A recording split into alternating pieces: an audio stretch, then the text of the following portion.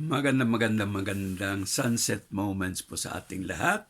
At talagang dapit hapon na ngayon dito sa ating lugar, dito sa Nagano, Japan.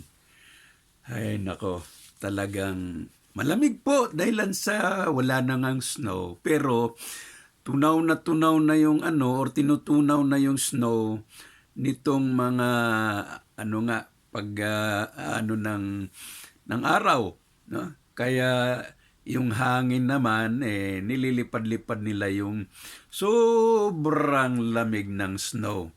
Kaya kahit na wala na yung snow, itong hangin naman na sobrang lamig ang talagang pumapaypay dito sa iyong kapaligiran. Kaya andito po tayo, naka-jacket pa rin, sa loob naka-sweatshirt pa rin. Kaya pagpasensyahan nyo na po, no?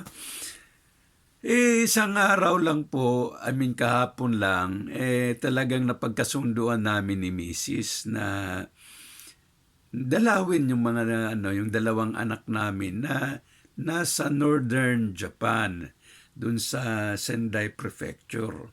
Kasi mula nga nung nagtrabaho na sila pagkatapos na mag-graduate, na nagtrabaho na sila dun sa Tokyo, no? Kaya nga lang, after 2 years, no, separate companies yung dalawang binata namin. Pero after 2 years, na assign sila sa mga iba-ibang branch ng kanilang corporation. Yung economist ko namang anak doon sa Sendai, na Sendai Prefecture, doon sa bandang Northern Japan. Kung maalala nyo, doon po yung tsunami noon. Talagang sinalpak ng tsunami yung lugar na yon at sa Kalindol, no? 14 years ago. Yung pangatlong anak ko naman sa pa rin, sa Western Sendai pa rin yon. Pero parang magkano lang kapitbahay na prefecture. Yung lamang sabi ng pangalawang anak ko, medyo papuntang bundok pa rin daw yung sa kanila. Kaya bihira rin daw silang magkita-kita doon kasi it took more than 2 hours din kung kung lalakbay din sa sa papuntang Sendai City, na. Kaya bihira lang po silang nagkakatagpo-tagpo rin doon. Pero sa totoo lang, dito rin sa amin dito, no, kami ni Mrs., miss na miss namin sila.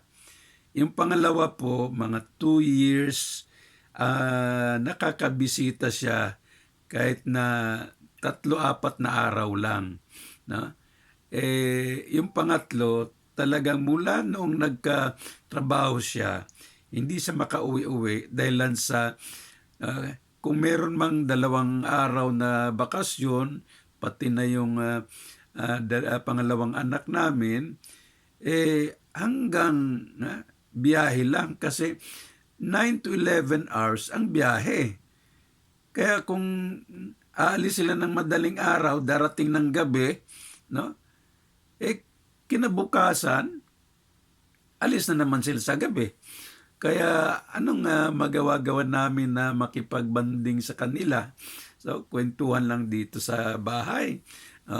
So, kahit man lang mag-ramen doon sa labas, halos wala na ngang oras. Tapos gusto nilang, sila namang magkapatid naman, 5 sila, gusto man nilang magtipon-tipon, gusto nila ring mag-jamming-jamming silang 5. Kaya very rare moment na andun yung parang family reunion namin. Bira. Yung pangatlo mula nung talagang nag-graduate, nagtrabaho agad-agad, ayun, hindi na nakadalaw rin dito, no? So, yun, sa lapis ni Kadano nasulat ko ngayon. Talagang sabi ko noon, dalaw. Sabi ko, ang dalaw-dalaw nga ba naman hanggang sa may mga pasyente lang ba sa ospital? Hanggang doon ba dalaw doon sa mga preso, no? Buti sila nadadalaw-dalaw. Pero napagkasunduan talaga namin ni Mrs. na dalawin na rin yung dalawang anak namin doon kasi yun na nga kahit papaano wala ng snow, although malamig na malamig pa rin, no? And then ayun sabi ko, ma'am, no, manatili ka na muna doon kahit isang linggo para maano mo pa rin yung dalawa, hindi lang yung isa sa isang apartment at saka doon sa kabilang prefecture, madalaw mo rin sila doon. Kahit na 3 araw sa kabila, 3 araw sa para on the 7th day you can come back. So, yun, pinaghandaan ni Mrs. Kanina mga madaling araw, 5:30, umalis si Mrs. dito. Kaya, home alone ako ngayon. Kaya kaninang umaga, kaninang tanghali, ayun, chef cook, labandero, and janitor dito, lalong-lalo sa carpet na ito, no? Ewan ko kung pwede bang labahan ito, kaya lang baka magalit si Mrs. kung labahan ko ito eh. Kaya pag lang ako rito, and so far so good. Sa mabuti namang kalagayan, medyo okay tayo rito, nakapag-sit up. Ay, happy na ako, nakaabot na ako ng 300 sit-ups. Although, from 200 to 300 talagang, tindi-tindi na ng sit-ups na kailangan talagang dahan-dahanin ko na. Sa 1 to 50, at least, diretso yon. Kunting pahinga lang after 50. And then, next until 100, diretso pa rin. Hanggang maabot ko yung 200. Pagdating sa 201 hanggang 250, wala na. Kinakabakabahan ko na ako kung talagang makaya ko. No? Pero pinipilit-pilit ko pa rin. Kahit na paano ba, baka rin lang na masunog itong mga bil-bil ko rito. And 250 hanggang 300, wala na, talagang napapasigaw-sigaw na ako. Para pilitin ko talaga yung goal ko na maabot yung 300. So kahit pa paano, indoor exercises, medyo nakaya-kaya naman. Pero gusto ko talaga sanang umikot-ikot na dun sa labas. Kaya lang sobrang lamig. Kahit nandito nga ako, naka-aircon nga ako ngayon dito, pero sinisipon-sipon pa rin. Kaya eto, namalingki lang si Mrs. nung isang araw, pinuno niya yung ref. Kaya doon ako but I really miss yung mga fresh fruit sana ba? Na nalimutan kong kay Mrs. na kahit na yung saging, yung orange, kahit yun lang naman sana Pero okay na rin, Kanina merienda, nagluto ako ng pancake. So, okay rin naman. Para ngayong dinner, yun lang konti. Yung kalahati sa pancake at kung anong maprito ko doon, yun na lang para diet na rin. Okay. So, siya nga pala, yung bayaw ko doon sa La Union, sumakabilang buhay na rin pala. Masisipag at saka matalino yung mga anak niya, professional na rin. Board top-notcher yung panganay, engineer.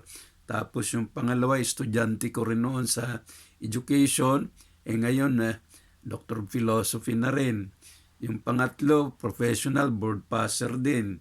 Yung bunso, engineer din, board passer din.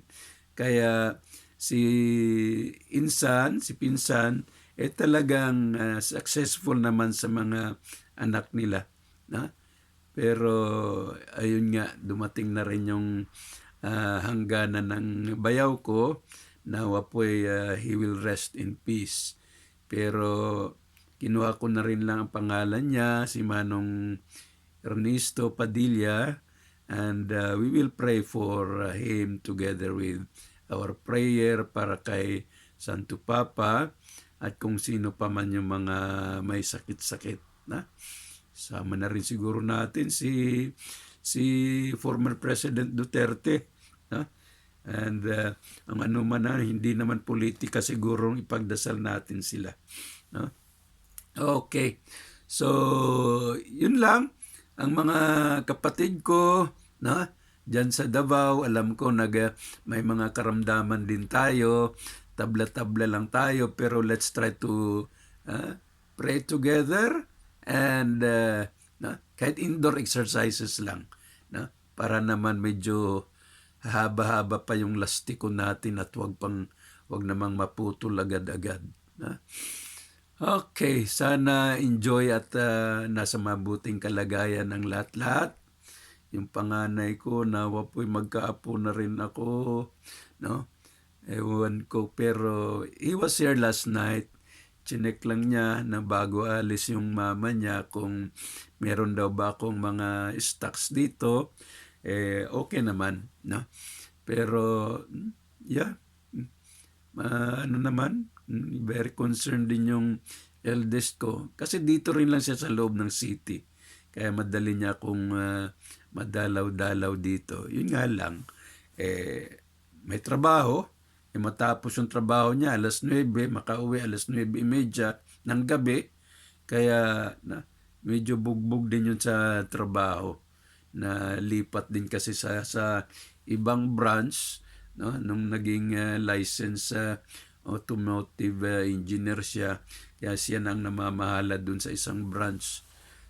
Siyang unang papasok, siya rin ang huling lalabas dun sa company nila, na kaya talagang ano lang, nagtiyaga lang talaga yung mga anak ko.